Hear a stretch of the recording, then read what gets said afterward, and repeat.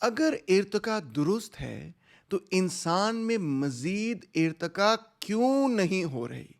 یہ سوال اکثر لوگ پوچھتے ہیں کہ آخر کار انسانوں میں ارتقا ختم کیوں ہو گئی؟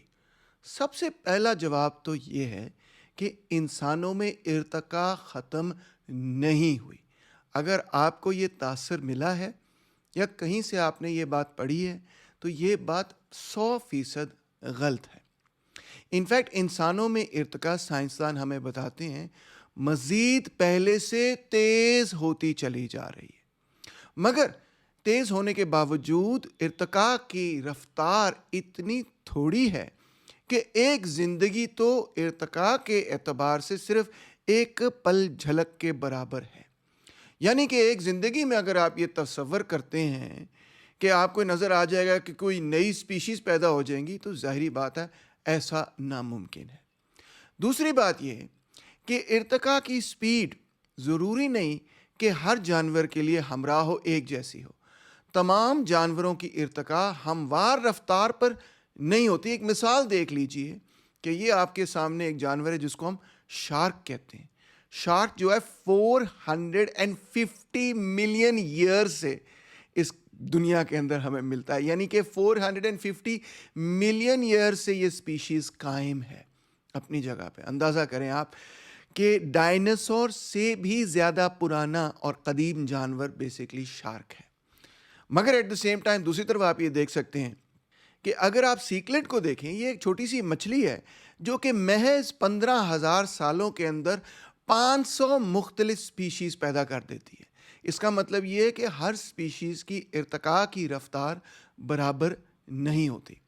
اور انسانوں کی ارتقا کا عمل میں آپ کو بتا چکا ہوں، رکا نہیں، بلکہ سائنسدان کہتے ہیں کہ پہلے سے بھی تیز ہو رہا ہے۔ جی دلچسپ بات ہے۔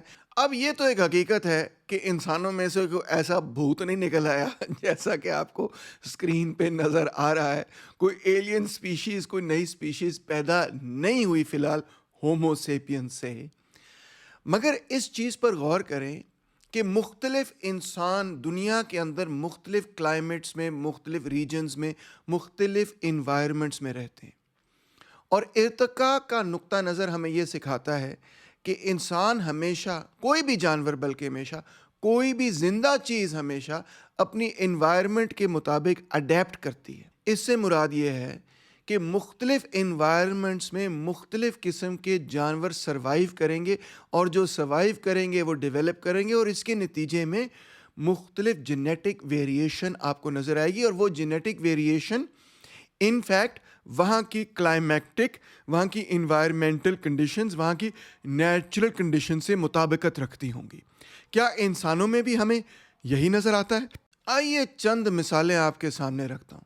سب سے پہلے تو یہ کہ سائنسدان ہمیں یہ بتاتے ہیں کہ جہاں پہ سردی زیادہ ہے وہاں پہ لوگ اکثر بھاری ہوتے ہیں، ہیوی بلڈ ہوتی ہے ان کی، پتلے اور لمبے نہیں ہوتے۔ اس کی وجہ یہ ہے کہ جن لوگوں کی ہیوی بلڈ ہوتی ہے ان میں والیوم کے حساب سے سرفیس ایریا کم ہوتا ہے، اور جہاں پہ سرفیس ایریا کم ہوگا وہاں پہ گرم رہنا زیادہ آسان ہوگا۔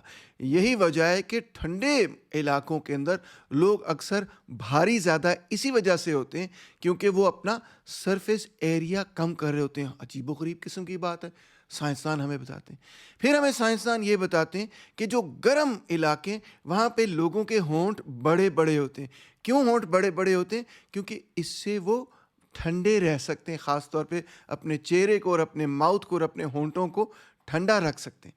پھر ہمیں سائنسدان یہ بتاتے ہیں کہ جہاں پہ ڈرائی کلائمیٹ ہے وہاں پہ ناک اکثر لمبی ہوگی۔ عجیب و غریب قسم کی بات ہے، جہاں ہاٹ اور ڈرائی کلائمیٹ ہوتا ہے وہاں ناک باہر نکلے گی، یعنی پروٹروڈنگ ہوگی اور لمبی ہوگی، اور اس کی بنیادی وجہ یہ ہے، لمبی ناک ہونے کی، میرے جیسی لمبی ناک ہونے کی وجہ یہ ہے کہ جہاں پہ ناک لمبی ہوتی ہے تو جب ہوا اندر جاتی ہے تو ہوا موئسٹ ہو جاتی ہے، اس میں نمی پیدا ہو جاتی ہے، اور اس نمی سے آپ کے پھیپھڑے جو ہیں وہ پروٹیکٹ ہو جاتے ہیں۔ ڈرائی کلائمیٹس میں ہمیشہ وہ لوگ سروائیو کریں گے جن کی ناکیں لمبی ہوں گی، کیونکہ لمبی ناک کے نتیجے میں بیسکلی ہوا کے اندر نمی پیدا ہوگی جو کہ لنگس کو پروٹیکٹ کریں گی. اور آپ سمجھتے تھے کہ لمبی ناک بڑی بدصورت قسم کی چیز ہے. پرانے زمانے میں لوگ کہتے تھے کہ جب بےزتی ہوگی کہ ناک کٹوا دی. آج کے زمانے میں لوگ پلاسٹک سرجری کے ذریعے ناک کٹوا دیتے ہیں اس مقصد کے لیے کہ شاید چھوٹی ناک جو ہے وہ زیادہ خوبصورت ہے. ہاٹ اور ہیومڈ کلائمیٹ کے اندر آپ کو فلیٹ یا براڈ نوزز نظر آئیں گی کیونکہ یہاں پہ آلریڈی ہوا جو ہے اس میں موئسچر زیادہ ہے اور مقصد اصل میں یہ ہے کہ جو ایگزیلڈ ایئر ہے اس میں سے موئسچر ریٹین کرنا ہے, تو الٹ چیز آپ کو نظر آئے گی. اسی طرح ٹھنڈے کلائمیٹس کے اندر جہاں پہ موئسچر کم ہے وہاں پہ بھی آپ کو لمبی ناکیں, نیرو ناکیں نظر آئیں گی. اور گرم کلائمیٹ میں آپ کو ایسے بال نظر آئیں گے جو کہ کنکی ہیں, یعنی کہ جو گول گول گھومتے ہیں. اس کی وجہ یہ ہے کہ ایسے بال جو ہے وہ گردن سے اور کندھوں سے اٹھ کے رہتے ہیں اور اس کے نتیجے میں ایویپوریشن زیادہ آسان ہوتی ہے. انفیکٹ کیونکہ بال گول گول گھومتے ہیں آپ کے اسکیلپ سے بھی ایویپوریشن زیادہ ہوتی ہے. اور یہ بھی ایک سسٹم ہے جس سے کہ انسان ٹھنڈا رہ سکتا ہے. مزید یہ کہ کیونکہ بال گول گول گھومتے ہیں تو وہ آپ کو ایکسٹریم دھوپ سے بھی زیادہ پروٹیکشن دیتے ہیں نا, مزیدار قسم کی بات. جبکہ کولڈ کلائمیٹ میں آپ کو بینیفٹ یہ کرتا ہے کہ آپ کے بال جو ہیں وہ آپ کی گردن پر بھی آئیں, آپ کے شولڈرز پہ بھی آئیں, یعنی آپ کے سیدھے بال ہو, تاکہ وہ ایک قسم کا لیئر بناتے ہیں یہاں پہ جس سے آپ کی گردن جو ہے وہ گرم رہتی ہے. تو ٹھنڈے اور گرم کلائمیٹس میں یہ فرق ہے.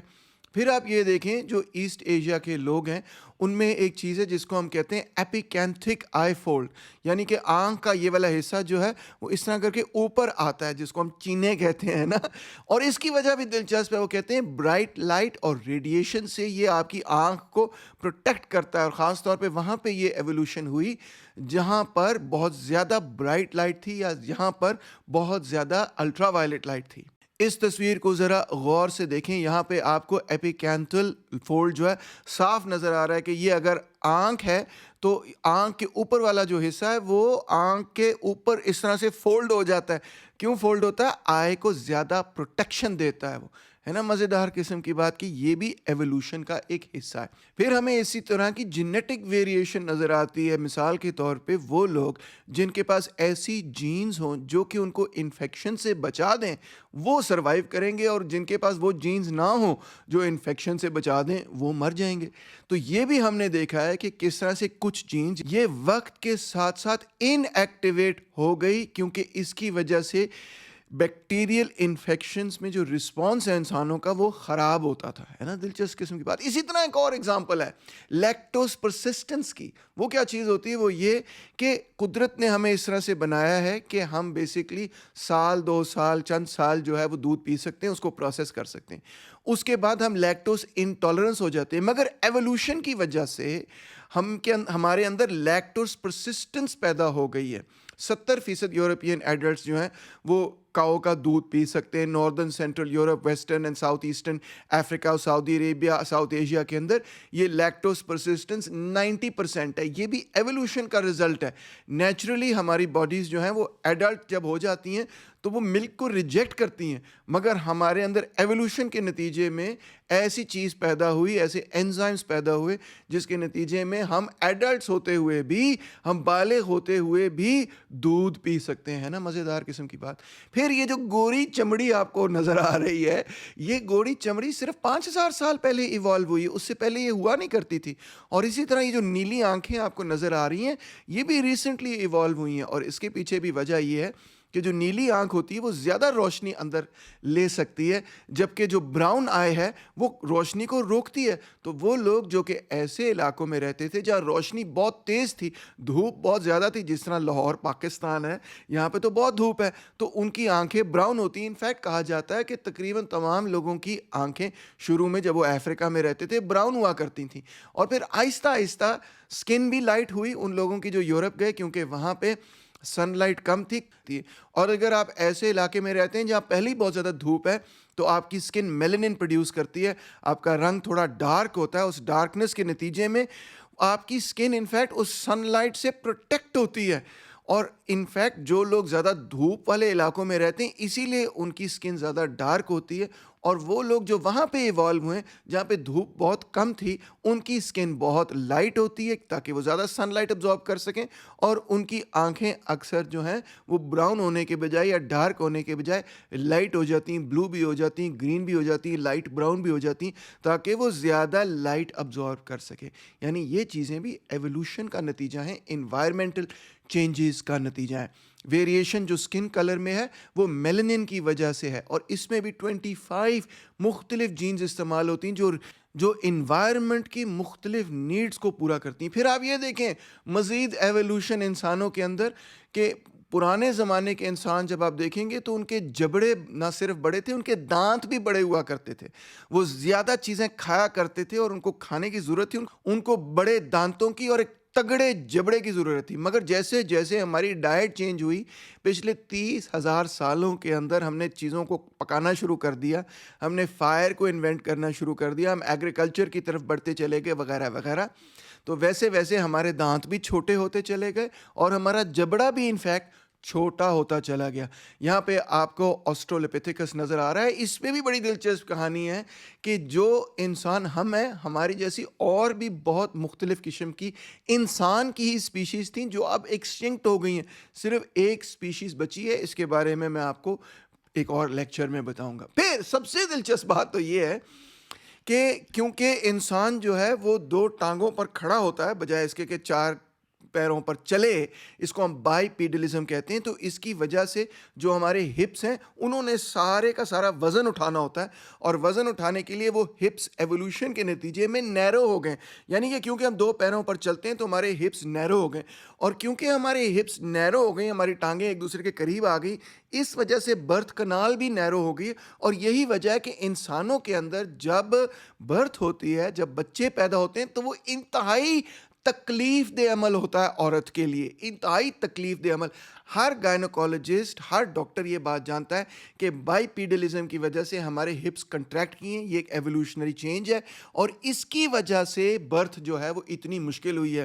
یعنی کہ انسان کی ایوولوشن، انسان کی ارتقاء کا سب سے زیادہ بوجھ در حقیقت عورتوں نے اٹھایا ہے۔ مزید آپ کو مزیدار بات بتاؤں کہ یہ لوگ ہیں جن کو کہتے ہیں بجاؤ پیپل، اور یہ انڈر گراؤنڈ فشنگ کیا کرتے تھے، اور یہ 13 منٹ تک اور 200 فیٹ سمندر کے نیچے، پانی کے نیچے 200 فیٹ اتر سکتے ہیں اور وہاں 13 منٹ رہ سکتے ہیں۔ اس کی وجہ یہ ہے کہ ایوولوشن کی وجہ سے ان کی سپلین اتنی بڑی ہو گئی کہ 13 منٹ تک وہ سمندر کے نیچے، پانی کے نیچے اپنا سانس روک کے رکھ سکتے ہیں، اور کوئی ایسے نہیں کر سکتا۔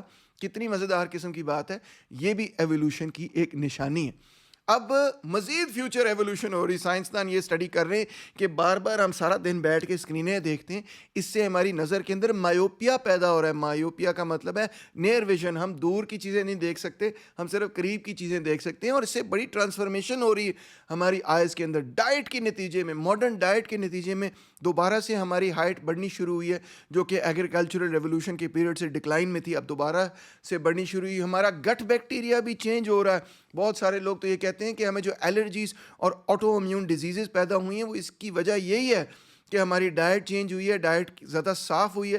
ڈائٹ صاف ہونے کی وجہ سے ہمارا جو امیون سسٹم ہے وہ اوور ایکٹیو ہو گیا ہے، اور اوور ایکٹیو ہونے کی وجہ سے الرجیز اور آٹو امیون ڈیزیزز انسانیت کے اندر بڑھ گئی ہیں۔ اسی طرح آرٹیفیشل لائٹ کے نتیجے میں ہمارے پاس انسومنیا ریلیٹڈ جینیٹک میوٹیشنز نہ صرف ہیں بلکہ ڈپریشن کی ایک بہت بڑی وجہ یہ ہے کہ ہمارا جو ردم تھا سن کے ساتھ وہ ڈسٹرب ہو گیا۔ رات کو ہم بتیاں آن کر کے بیٹھ جاتے ہیں، اور کیونکہ بتیاں آن کر کے بیٹھ جاتے ہیں ہماری باڈی کنفیوز ہو جاتی ہے کہ رات ہوئی ہے کہ نہیں ہوئی، اور پھر ہماری نیند پوری نہیں ہوتی وغیرہ وغیرہ۔ اس کی وجہ سے کئی چیزیں، اس طرح کی لاتعداد مختلف چیزیں ہیں کہ سارا دن کرسی میں بیٹھ کے ہمارے اسٹرکچر پہ کیا اثرات ہو رہے ہیں۔ لوگ جو ہیں ان چیزوں کو سائنسدان آلریڈی پڑھ رہے ہیں۔ فیوچر میں کیا ہوگا، انسان کیسے ایوالو کرے گا مجھے نہیں پتہ، شاید اس کے جوز چھوٹے ہوں، شاید وہ وٹامن ڈی کو بہتر میٹابلائز کر سکے کم سورج میں بھی، اس کی آنکھیں شاید بڑی ہوں یا مایوپک آنکھیں ہوں، یہ بھی ہو سکتا ہے، اور بھی کئی چیزیں ہو سکتی ہیں، کیونکہ انسان آلریڈی اڈیپٹ کر رہا ہے اپنی انوائرمنٹ کے حساب سے، اور مزید اڈیپٹ کرتا چلا جائے گا۔ ایوولوشن ختم نہیں ہوئی، ایوولوشن جاری و ساری ہے۔ امید ہے اس ویڈیو سے کچھ نئے خیالات آپ کے ذہن جنریشن کے اندر جنم لیں گے، کچھ نئی کریٹیو تھنکنگ، کچھ نئی سائنٹیفک تھنکنگ پیدا ہوگی. اپنے سوال ضرور بھیجیے گا اور ہمیشہ keep an open mind, keep thinking, stay curious. بہت شکریہ.